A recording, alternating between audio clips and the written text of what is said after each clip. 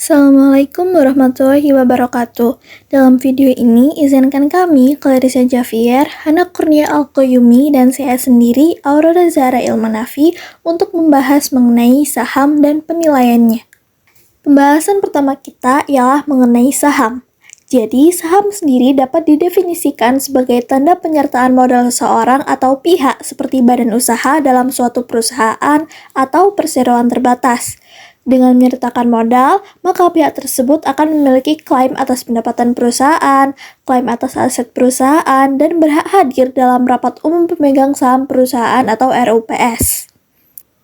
Keuntungan atau keunggulan yang dimiliki ialah saham ialah adanya dividen yang merupakan pembagian keuntungan yang diberikan perusahaan dan berasal dari keuntungan yang dihasilkan oleh perusahaan, dan juga terdapat capital gain yang merupakan selisih antara harga beli dan harga jual yang terbentuk karena adanya aktivitas perdagangan saham di pasar sekunder. Selain memiliki keuntungan, pastinya saham memiliki resiko. Yang pertama ialah capital loss, yaitu suatu kondisi di mana investor menjual saham dengan harga yang lebih rendah daripada harga belinya.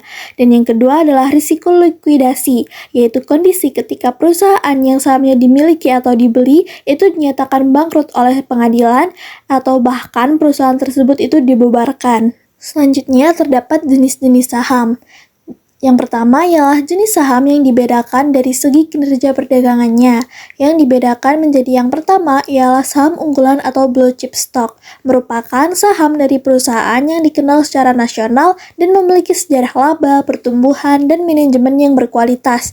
Contohnya, jika di Indonesia, kita bisa melihat ada 5 besar saham yang termasuk kategori LQ45, yaitu likuiditas dari 45 buah perusahaan yang dianggap memiliki tingkat likuiditas yang baik dan sesuai dengan harapan pasar modal. Yang kedua ialah growth stock, atau saham-saham yang diharapkan dapat memberikan pertumbuhan laba yang lebih tinggi dari rata-rata saham lain, sehingga akan mempunyai PER yang tinggi. Yang ketiga ialah saham defensif atau defensive stock, merupakan saham yang cenderung lebih stabil dalam masa resesi atau perekonomian yang tidak menentu berkaitan dengan dividen, pendapatan, dan kinerja pasar. Biasanya, contoh perusahaan yang masuk kategori ini adalah perusahaan yang produknya memang dibutuhkan oleh publik, seperti perusahaan yang masuk kategori makanan dan minuman atau food and beverage, yaitu produk gula, beras, minyak makan, garam, dan sejenisnya. Yang keempat adalah cyclical stock, merupakan sekuritas saham yang nilainya itu cenderung naik secara cepat saat perekonomian mengalami peningkatan dan jatuh juga secara cepat saat perekonomian itu lesu. Contohnya, saham pabrik mobil dan real estate. Sebaliknya, saham non-siklis itu mencakup saham-saham perusahaan yang memproduksi barang-barang kebutuhan umum yang tidak terpengaruh oleh kondisi ekonomi, misalnya makanan dan obat-obatan. Yang kelima adalah saham musiman atau seasonal stock, merupakan saham perusahaan yang penjualannya itu bervariasi karena dampak musiman, contohnya karena cuaca dan liburan.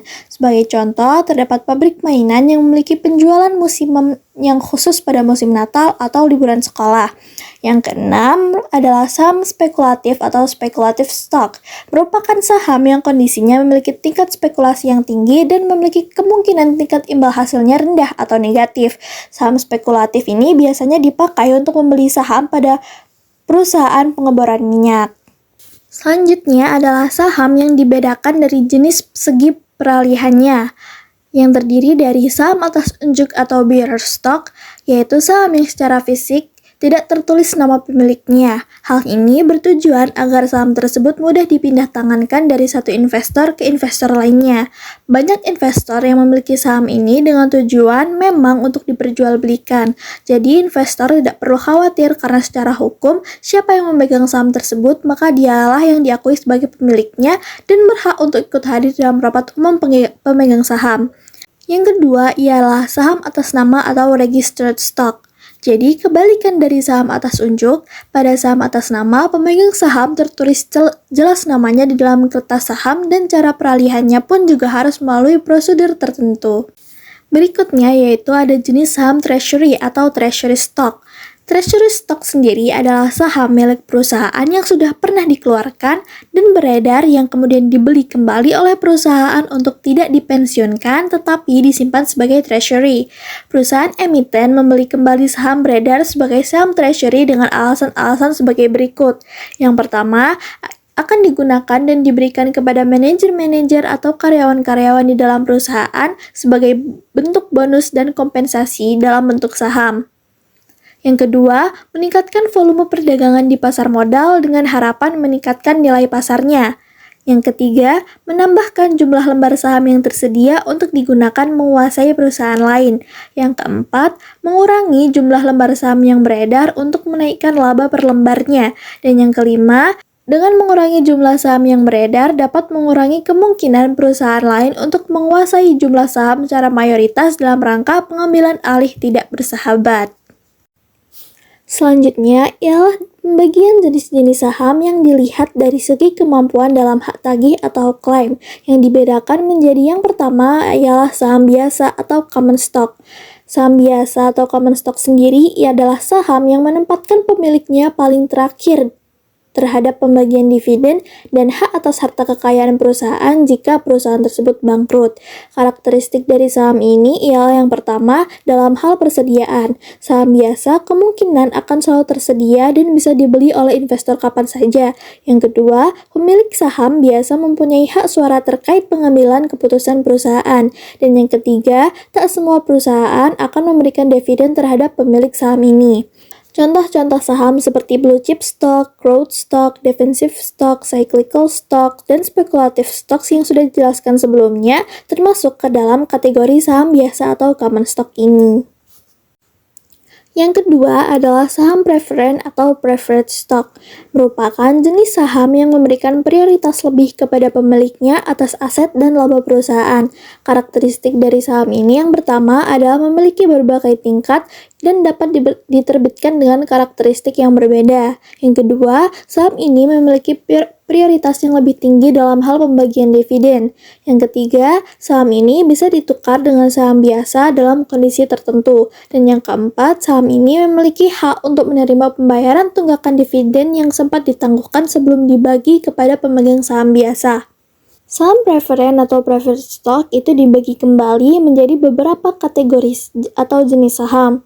Yang pertama, terdapat saham preferen partisipasi, yaitu jenis saham yang memberikan pemegangnya dividen tambahan berdasarkan kondisi yang sudah ditentukan. Misalnya, ketika jumlah dividen yang diterima pemegang saham biasa melebihi jumlah per saham yang ditetapkan.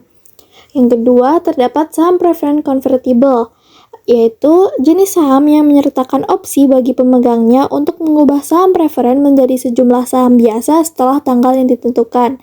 Saham preferen dapat ditukar atas permintaan langsung pemegang saham ataupun ketentuan dari perusahaan, dan nilai saham preferen yang dapat dikonversi itu didasarkan pada kinerja saham biasa. Yang ketiga adalah saham preferen disesuaikan atau Adjustable Rate Preferred Stock atau disingkat ARPS.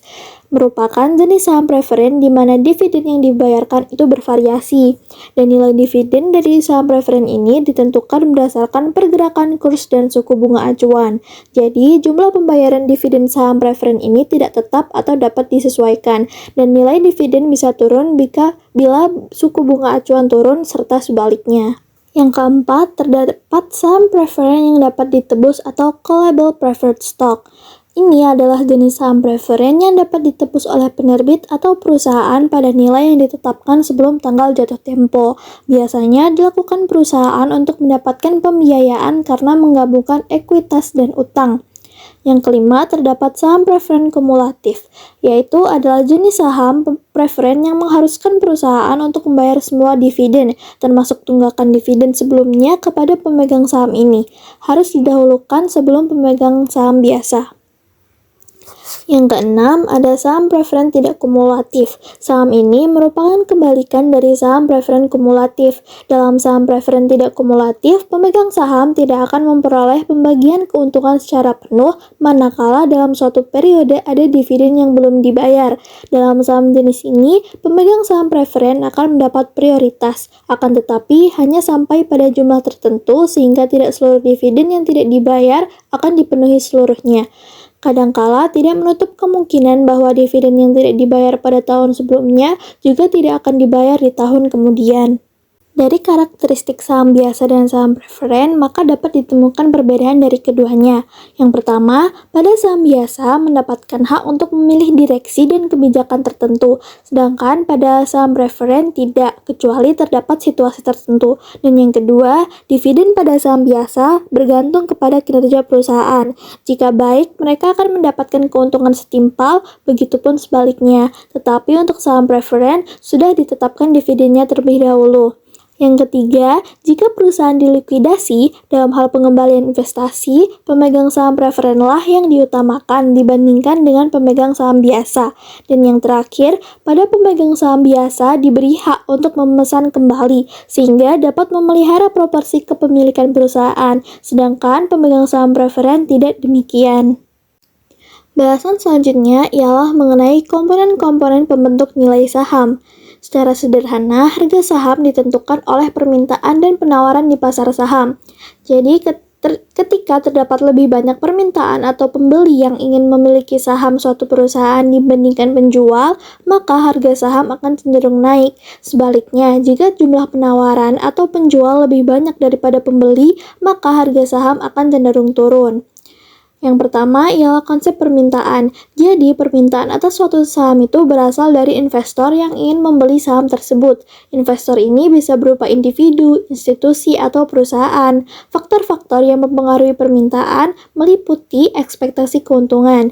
Jadi, investor akan membeli saham jika mereka mampu memperkirakan harga saham tersebut akan naik di masa depan. Yang kedua, terdapat prospek pertumbuhan perusahaan.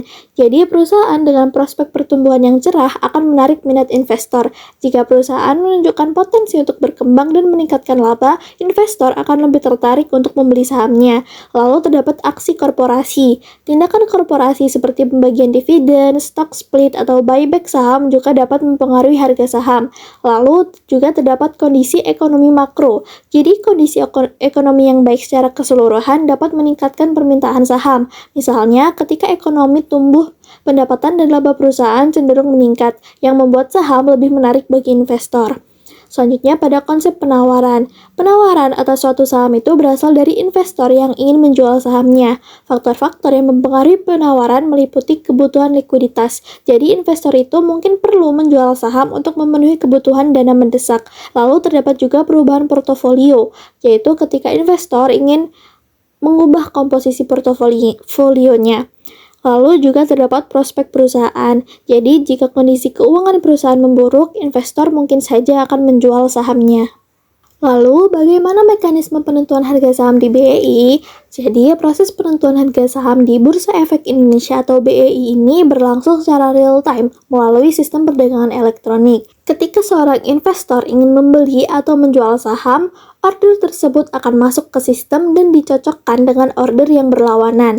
Jika terdapat kesepakatan harga, maka transaksi akan terjadi dan harga saham akan menyesuaikan. Adapun harga saham yang akhirnya terbentuk di pasar adalah representasi dari titik temu antara harga beli tertinggi atau bid dan harga jual terendah atau ask. Lalu, faktor-faktor apa saja yang mempengaruhi harga saham?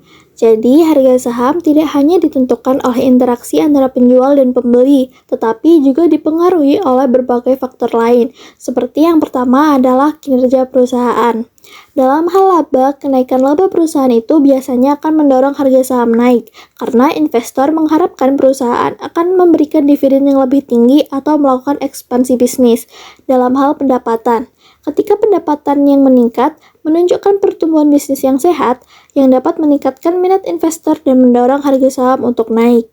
Dalam hal efisiensi operasional, perusahaan yang mampu mengelola operasionalnya dengan efisien cenderung memiliki margin keuntungan yang lebih tinggi, yang membuat sahamnya lebih menarik bagi investor.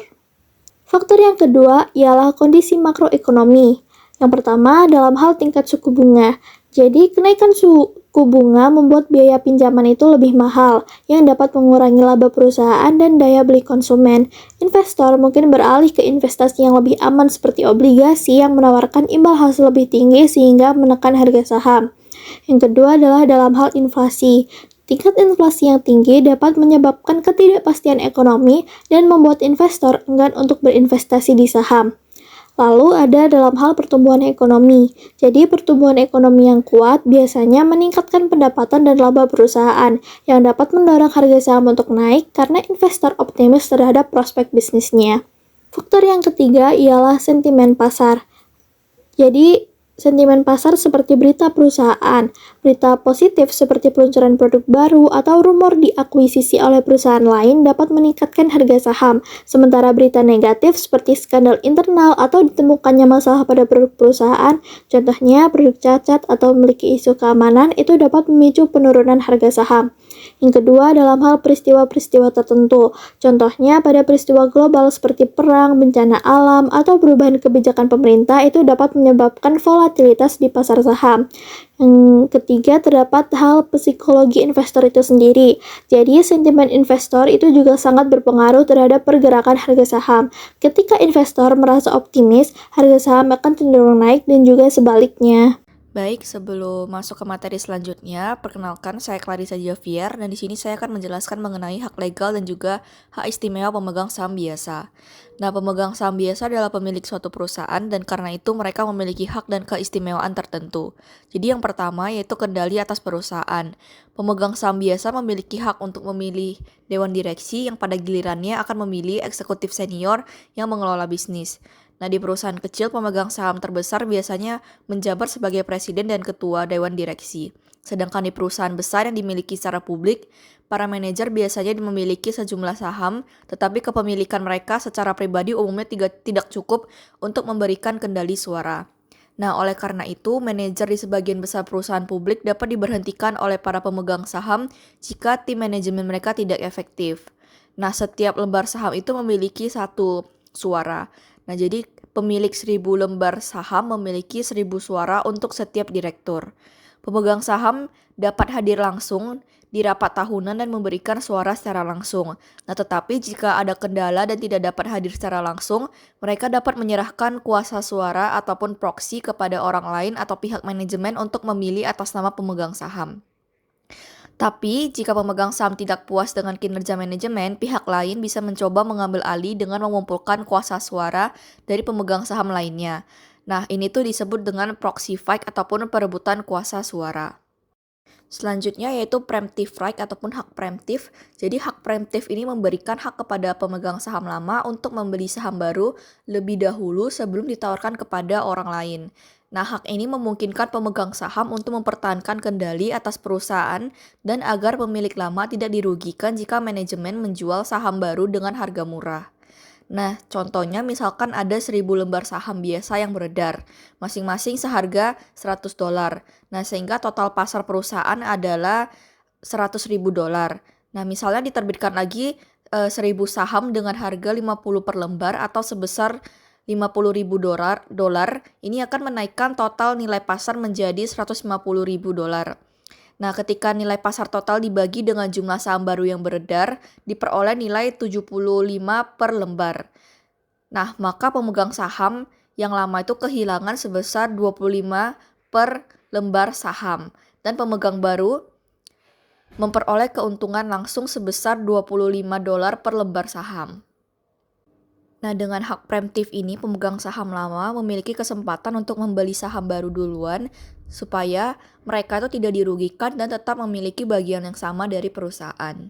Baik, selanjutnya adalah dasar penilaian saham biasa. Nah, jadi penilaian saham bertujuan untuk menentukan apakah saham yang akan dijual ataupun dibeli akan memberikan tingkat return yang sesuai dengan return yang diharapkan. Jadi ada beberapa konsep yang perlu diketahui. Yang pertama adalah nilai buku ataupun book value. Jadi nilai buku ini adalah aset bersih yang dimiliki pemilik dengan memiliki satu lembar saham. Nah, metrik ini digunakan untuk menghitung penilaian perusahaan berdasarkan aset dan juga kewajibannya. Yang kedua adalah nilai pasar ataupun market value. Jadi, market value ini adalah harga yang dibentuk oleh permintaan dan penawaran saham di pasar modal. Yang ketiga adalah nilai intrinsik ataupun fundamental value. Jadi, value ini adalah nilai saham yang menentukan harga wajar suatu saham agar saham tersebut mencerminkan nilai saham yang sebenarnya sehingga tidak terlalu mahal. Selanjutnya adalah valuasi saham. Jadi nilai dari suatu saham pada dasarnya adalah present value dari semua future cash flow ataupun dividen perusahaan tersebut hingga waktu yang tidak terhingga. Pendekatan berbasis analisis fundamental yang dapat dilakukan untuk mengestimasi nilai intrinsik saham, yaitu yang pertama ada discounted dividend model. Nah, jadi DDM ataupun discounted dividend model adalah sebuah metode untuk melakukan perhitungan nilai wajar saham terlepas dari apapun kondisi pasar yang berlaku saat itu. Selain itu, metode ini juga mempertimbangkan faktor pembayaran dividen dan pengembalian yang diharapkan pasar. Nah, jika nilai yang didapatkan dari DDM ini lebih tinggi dari harga pasar ataupun harga perdagangan saham saat ini, maka harga saham tersebut adalah undervalue. Dengan demikian, saham tersebut memenuhi syarat untuk dibeli, begitupun sebaliknya. Nah, jadi ada beberapa metode dalam perhitungan DDM, yaitu yang pertama adalah model pertumbuhan Gordon ataupun GGM atau Constant Growth Model. Yang kedua adalah model Zero Growth Model. Yang ketiga adalah model diskon dividen satu periode, dan yang keempat adalah model diskon dividen multi periode. Untuk masing-masing dari metode tersebut akan dijelaskan di slide selanjutnya. Oke, jadi kita membahas yang model pertumbuhan Gordon ataupun GGM atau Constant Growth Model. Nah, jadi model ini adalah satu variasi dalam DDM yang paling umum digunakan. Nah, metode GGM membantu investor dalam mengevaluasi nilai intrinsik saham berdasarkan tingkat pertumbuhan konstan potensi dividen. Nah, pada pendekatan ini diasumsikan dividen saham suatu perusahaan akan tumbuh ataupun akan growth pada rate yang tetap setiap tahunnya. Nah, jadi di sini juga ada rumus dari model Gordon ini. Jadi yang dilihat itu adalah yang PO sama dengan DO buka kurung 1 ditambah G per RS dikurang G sama dengan D1 per RS dikurang G. Nah, jadi untuk keterangannya sendiri yaitu PO sendiri adalah harga saham, yang kedua DO sendiri adalah nilai dividen terakhir, G adalah tingkat pertumbuhan ataupun growth, dan RS adalah tingkat keuntungan saham yang diisyaratkan. Oke, selanjutnya kita akan mengerjakan contoh soal dari model pertumbuhan Gordon ataupun Constant Growth Model. Nah, jadi apabila diketahui dividen terakhir adalah sebesar Rp1,82, tingkat pertumbuhan perusahaan diperkirakan sebesar 10%, investor mensyaratkan return sebesar 16%, berapa harga saham A. Nah, jadi untuk diketahuinya, yaitu PO sendiri tadi adalah harga saham yang akan dihitung. Nah, DO sendiri yaitu nilai dividen terakhir sebesar Rp1,82, G ataupun tingkat pertumbuhan yaitu 10%, RS yaitu tingkat keuntungan saham yang diisyaratkan yaitu 16%. Nah, untuk rumusnya tadi ada di slide, jadi PO sama dengan DO buka kurung 1 ditambah G per RS dikurang G. Nah, setelah itu kita tinggal memasukkan diketahui tadi ke dalam rumus PO tadi, yaitu PO sama dengan 1,82 buka kurung 1 ditambah 0,10 dibagi 0,16 dikurang 0,10. Nah, didapatkan hasil sebesar Rp33,37. Nah, jadi valuasi harga saham A adalah sebesar Rp33,37. Selanjutnya yaitu metode Zero Growth Model. Jadi pada model ini diasumsikan tidak ada pertumbuhan dividen sama sekali. Artinya dividen tahun pertama itu sama dengan dividen tahun kedua, tahun ketiga, dan juga tahun-tahun seterusnya. Nah, untuk rumusnya sendiri yaitu PO sama dengan D per RS. PO sendiri adalah harga saham saat ini, D adalah dividen tetap setiap tahun karena tidak ada pertumbuhan, RS adalah tingkat keuntungan ataupun return yang diisyaratkan investor. Nah, untuk contoh soalnya sendiri, jika investor memperkirakan dividen suatu perusahaan akan tetap sama dengan dividen tahun sebelumnya, yaitu sebesar Rp354 per lembar setiap tahunnya, tingkat pengembalian yang diharapkan adalah 10,34%. Maka valuasi saham investor tersebut adalah, yang pertama kita cari dulu diketahuinya, jadi dividen per tahun ataupun D-nya adalah Rp354. Tingkat pengembaliannya ataupun RS-nya yaitu 10,34% dan kita pecahkan menjadi 0,1034. Nah, selanjutnya kita tinggal memasukkan diketahui tadi ke dalam rumus dari Zero Growth Model ini, yaitu PO sama dengan 354 per 0,1034 sama dengan 3.423,41. Selanjutnya adalah model diskon dividen satu periode. Nah, pada dasarnya model ini tuh lebih jarang digunakan daripada model pertumbuhan Gordon. Nah, model ini biasanya diterapkan ketika suatu investor ingin menentukan harga intrinsik suatu saham yang akan dijualnya dalam satu periode. Nah, biasanya selama dalam 1 tahun. Oleh karena itu, jumlah pembayaran dividen masa depan dan perkiraan harga jual harus dihitung sekaligus didiskontokan kembali ke nilai sekarang supaya bisa menentukan harga wajarnya. Nah, untuk rumusnya sendiri yaitu VO. VO sendiri adalah nilai wajar saham saat ini ataupun nilai intrinsik saat ini sama dengan D1. D1 sendiri adalah pembayaran dividen dalam satu periode dari sekarang per 1 ditambah R. R sendiri adalah perkiraan biaya modal ekuitas ditambah P1 yaitu harga saham dalam satu periode dari sekarang per 1 ditambah R. Oke, selanjutnya yaitu model diskon dividen multi-period. Jadi pada model ini tuh merupakan kelanjutan dari model diskon dividen satu period. Nah, di mana pada model ini investor mengharapkan untuk memegang suatu saham dalam beberapa periode. Dalam DDM multi-period, seorang investor diharapkan untuk menahan saham yang ia beli selama beberapa periode waktu. Nah, oleh karena itu, arus kas masa depan yang diharapkan akan terdiri dari sejumlah pembayaran dividen dan estimasi harga jual saham pada akhir periode holding. Untuk rumusnya sendiri yaitu V0 sama dengan D1 per 1 ditambah R pangkat 1 ditambah D2 per 1 ditambah R pangkat 2 dan seterusnya. Nah, untuk keterangannya sendiri, V0 adalah nilai wajar saham saat ini ataupun nilai intrinsik saham. D1 adalah pembayaran dividen dalam satu periode dari sekarang. R adalah perkiraan biaya modal ekuitas. Dan N adalah tahun ataupun periode. Nah, yang terakhir yaitu interpretasi nilai intrinsik. Nah, untuk nilai intrinsik yang lebih besar daripada harga pasar saat ini, maka saham dinilai undervalue ataupun harganya rendah dan seharusnya dibeli ataupun ditahan apabila saham tersebut telah dimiliki. Yang kedua adalah nilai intrinsik lebih kecil dari harga pasar saat ini. Nah, saham dinilai overvalue ataupun harganya terlalu mahal dan seharusnya dijual. Yang ketiga yaitu nilai intrinsik sama dengan harga pasar saat ini. Nah, saham dinilai harganya wajar dan berada dalam kondisi keseimbangan. Oke, sebelum kita masuk ke materi selanjutnya tentang penilaian saham atau perhitungan saham, perkenalkan nama saya Hana Kurnia Alkoyumi. Di sini kita akan membahas tentang penilaian saham biasa dan juga penilaian saham preference.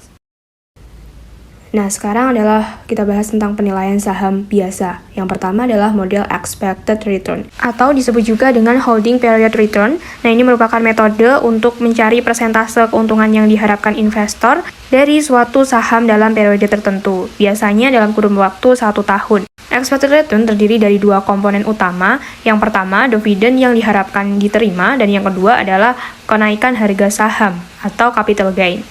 Nah, untuk rumus mencari expected return ini disimbolkan dengan huruf R atau tingkat pengembalian yang diharapkan, di mana D1 itu adalah dividen yang diharapkan tahun depan yang ditambah dengan harga saham yang diharapkan tahun depan yang sudah dikurangi dengan harga saham saat ini, yang kemudian hasilnya dibagi dengan harga saham saat ini.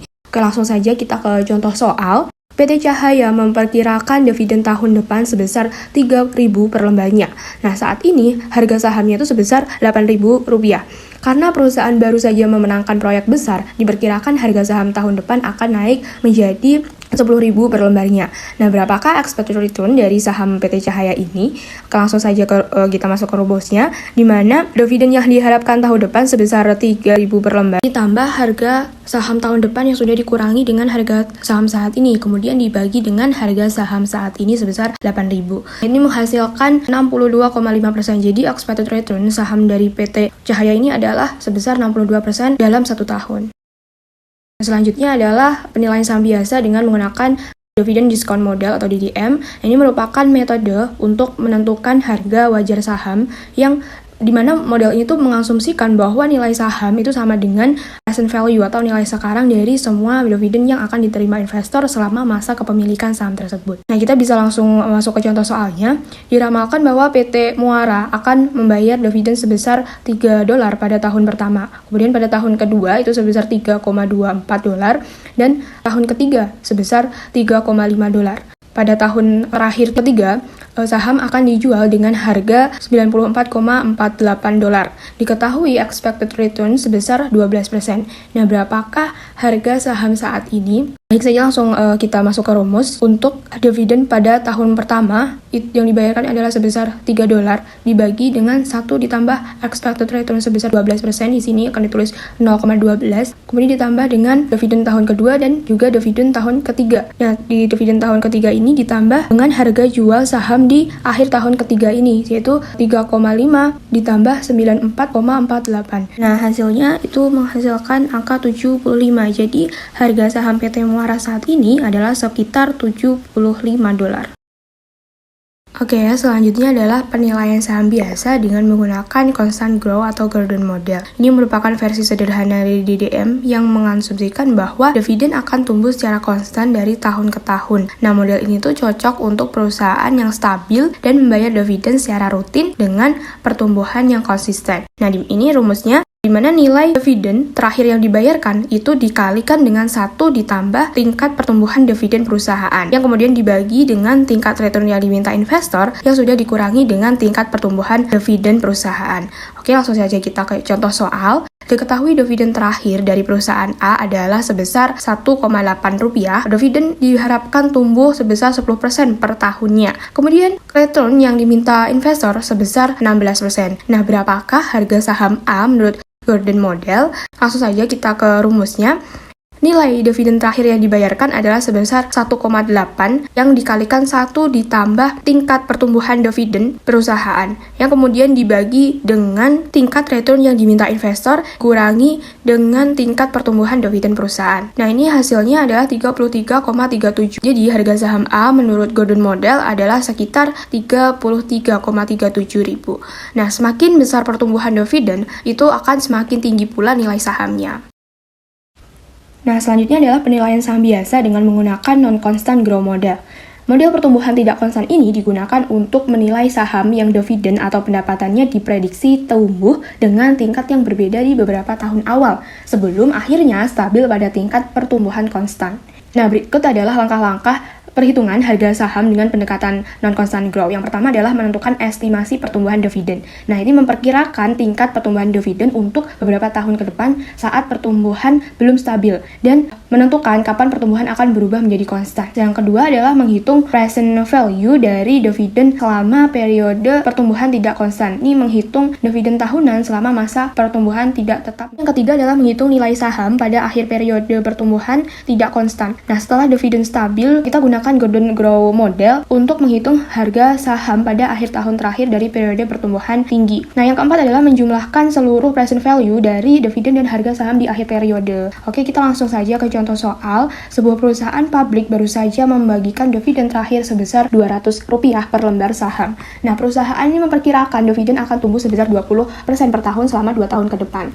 Kemudian akan melambat menjadi 5% per tahun selamanya. Investor mengharapkan tingkat pengembalian sebesar 18%. Yang ditanyakan adalah berapa nilai wajar saham saat ini. Nah, yang pertama, kita bisa menghitung dividen 2 tahun ke depan. Di sini dividen 1 menghasilkan angka 240 dan untuk dividen kedua ini kita dapatkan 288. Kemudian kita bisa menghitung dividen ketiga sebagai dividen awal dari pertumbuhan konstan, di mana ini menghasilkan angka 302,4. Kemudian kita bisa menghitung harga saham pada akhir tahun kedua menggunakan Gordon model. Di sini dihasilkan angka 2.326,15. Nah, selanjutnya kita bisa mendiskontokan dividen tahun pertama, dividen tahun kedua dan juga hasil dari Gordon model ini ke nilai saat ini. Jadi untuk present value dari dividen pertama itu sebesar 203,39, kemudian present value dari dividen kedua ini 206,82 dan present value dari harga saham pada akhir tahun kedua yaitu 1.670,86. Nah, yang terakhir adalah menjumlahkan semua nilai sekarang itu tadi. Jadi 203,39 ditambah 206,82 ditambah 1.670,86 itu hasilnya adalah 2.081,7. Jadi harga saham saat ini diperkirakan sebesar 2.081,7 per lembarnya. Nah, selanjutnya adalah penilaian saham preferen. Saham preferen sendiri merupakan jenis saham yang memberikan hak kepada pemegangnya untuk menerima dividen tetap secara periodik dan biasanya tanpa batas waktu. Karena saham preferen tidak mempunyai tanggal jatuh tempo, maka penilaian saham preferen merupakan suatu perpetualitas. Untuk menghitung nilai sekarang dari saham preferen, kita menggunakan rumus di mana dividen tahun saham preferen itu dibagi dengan tingkat pengembalian investor terhadap saham preferen tersebut. Oke, langsung ke contoh soal. Microsoft menerbitkan saham preferen yang memberikan dividen tetap sebesar Rp1.500 per tahunnya. Jika investor mengharapkan tingkat pengembalian sebesar 10%, berapakah nilai sekarang dari saham preferen ini? Berarti kita harus membagi saham preferen per tahunan sebesar Rp1.500 dengan tingkat pengembalian sebesar 10%.